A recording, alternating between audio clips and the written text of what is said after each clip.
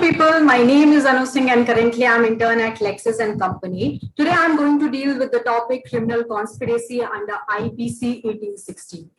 So originally conspiracy was punishable as a civil wrong, but later it was punishable as a criminal wrong.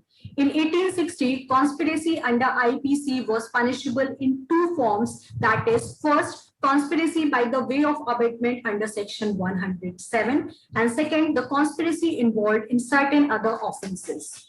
Now, moving ahead, in 1913, Chapter 5A was added, which covers criminal conspiracy and which has two sections, that is Section 120A, and the other section is Section 120B.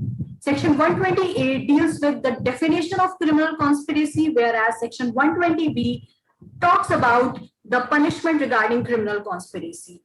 According to Section 120A, there are basically three essentials of criminal conspiracy.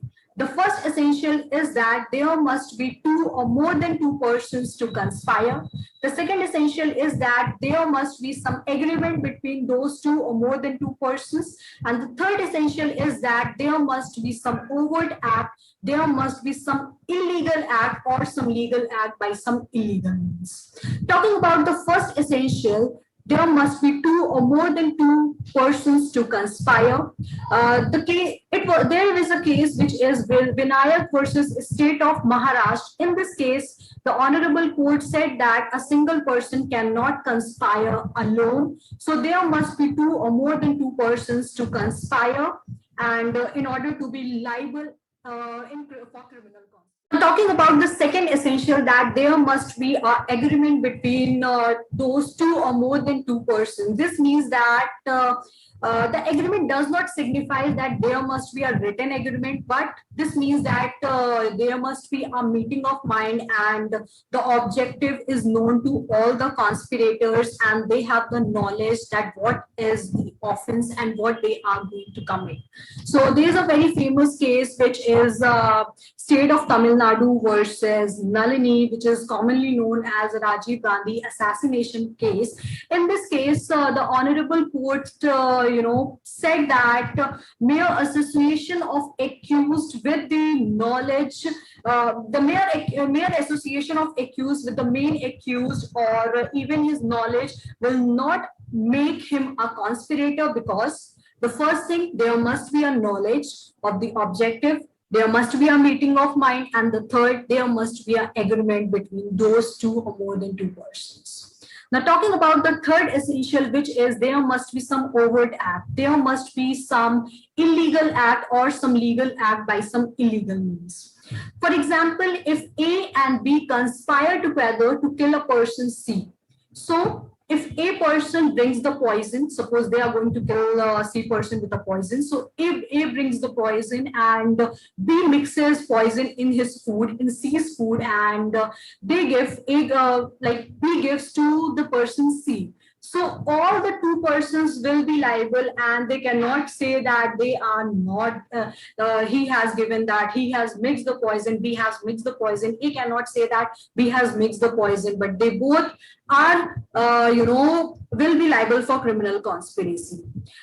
Now, moving ahead to the nature of criminal conspiracy, there are many nature and scope of criminal conspiracy. That first is that criminal conspiracy is a substantive offense.